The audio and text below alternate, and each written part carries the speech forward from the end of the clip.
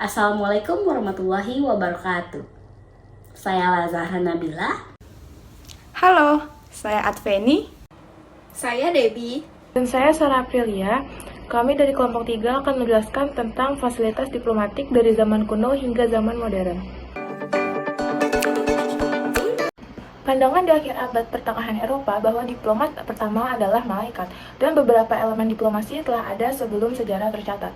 Masyarakat awal memiliki beberapa atribut negara, dan hukum internasional pertama muncul dari hubungan antar suku. Suku-suku merindungkan pernikahan dan peraturan tentang perdagangan dan perburuan. Para utusan dan utusan terakreditasi yang suci ini tidak dapat diganggu-gugat. Mereka biasanya membawa lambang seperti tongkat pesan dan diterima dengan upacara yang rumit. Wanita sering digunakan sebagai utusan karena kesucian mereka yang dianggap misterius dan penggunaan tipu muslihat seksual.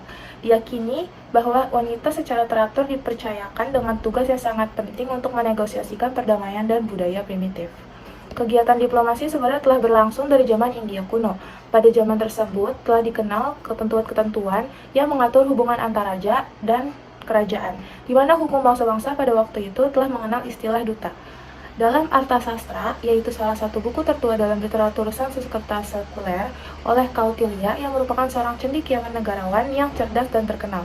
Sebagai seorang cendekiawan yang tidak bermoral dan membantu Chandragupta Muda untuk menggulingkan kekuasaan Makedonia di India Utara dan mendirikan dinasti Maurya pada abad keempat sebelum Masehi. Pada era Kekaisaran Romawi, semua pemilik paspor yang melintasi jalan milik negara serta surat jalan harus dicetak pada plat logam ganda, dilipat kemudian dijahit dengan cara yang khas. Plat logam ganda ini disebut diplomas. Selanjutnya kata diploma kemudian berkembang, juga mencakup dokumen resmi lainnya yang bukan logam, khususnya memberikan hak istimewa tertentu atau menyangkut kesepakatan dengan suku bangsa asing di luar bangsa Romawi. Bangsa Romawi banyak melakukan berbagai perjanjian, persoalan dokumentasi atau kearsipan menjadi problem tersendiri karena tersimpan dalam logam-logam yang kecil yang didesain secara khusus. Oleh karena itu, perlu ada seseorang yang terlatih untuk mengindeks, menguraikan, dan memelihara isinya. Isi surat resmi ini dikumpulkan dan disimpan di arsip yang berhubungan dengan hubungan internasional. Di zaman pertengahan tersebut disebut sebagai diplomatikus atau diplomatik. Siapapun yang berhubungan dengan surat-surat tersebut dikatakan sebagai milik keras diplomatik atau bisnis diplomatik. Pada masa Yunani kuno, terdapat agen konsuler Yunani atau proxenos. Mereka memiliki tugas sekunder untuk mengumpulkan informasi, tetapi tanggung jawab utama mereka adalah berdagang. Bangsa Yunani mengembangkan arsip kosakata diplomatik, prinsip perilaku internasional yang mengantisipasi hukum internasional, dan banyak elemen diplomasi modern lainnya. Para utusan dan rombongan mereka menikmati kekebalan diplomatik untuk korespondensi resmi dan praktik pribadi mereka. Gencatan senjata, netralitas, konvensi komersial, konferensi, perjanjian dan aliansi adalah hal yang umum. Namun kegiatan seperti ini sebelum dikenal secara luas di benua Eropa. Setelah memasuki abad ke-16, benua Eropa baru mulai melakukan pengiriman dan penempatan duta yang diatur menurut hukum kebiasaan internasional. Diplomat sendiri memiliki hak istimewa dan kekebalan diatur dalam pasal 22 sampai pasal 33 di Konvensi Wina tentang hubungan diplomatik. Kekebalan tersebut antara lain kekebalan pribadi pejabat diplomatik, kekebalan keluarga pejabat diplomatik, kekebalan yurisdiksi, kekebalan dan kewajiban menjadi saksi di pengadilan, kekebalan gedung perwakilan diplomatik dan tempat kediaman wakil diplomatik. Kemudian mengenai hak istimewa yang diberikan kepada perwakilan diplomatik sebagai berikut: pembebasan biaya pajak dan iuran, pembebasan dari bea cukai dan bagasi, pembebasan dari kewajib keamanan sosial, pembebasan dari pelayanan pribadi, pembebasan dari kewarganegaraan. Fasilitas diplomatik modern terdiri dari hak istimewa dan kekebalan yang berperan pada pengembangan hubungan persahabatan antar negara yang disempurnakan dalam Konvensi Wina 1961. Tujuan dari keistimewaan dan kekebalan tersebut untuk memastikan kinerja yang efisien dari perwakilan asing dalam menjalankan misi diplomatiknya.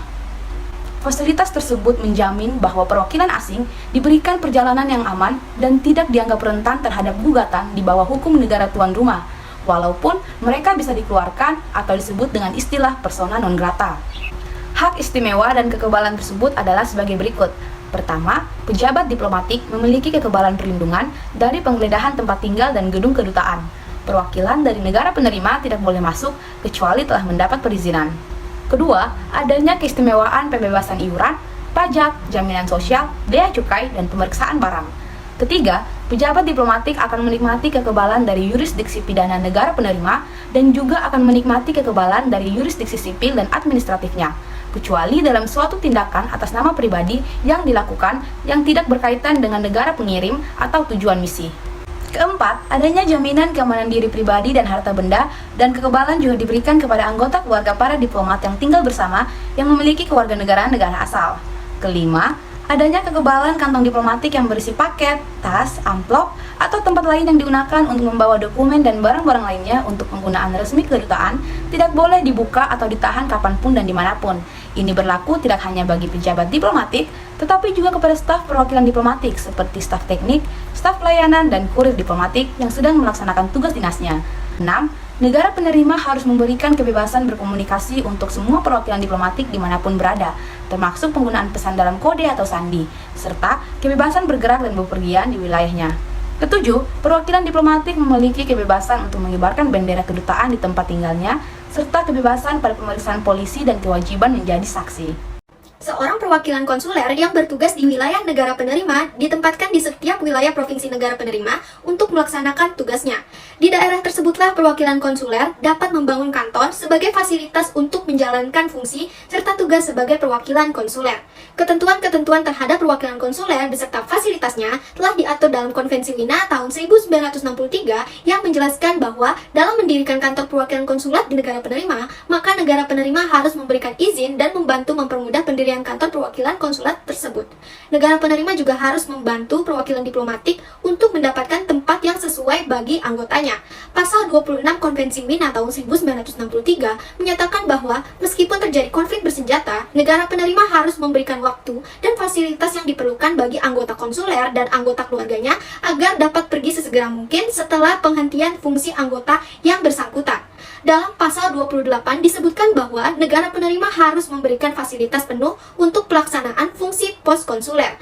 Dalam pasal 30, negara penerima harus memfasilitasi akuisisi di wilayahnya sesuai dengan hukum dan peraturan perundang-undangannya oleh negara pengirim tempat yang diperlukan untuk pos konsulernya atau membantu negara pengirim untuk mendapatkan akomodasi dengan cara lain.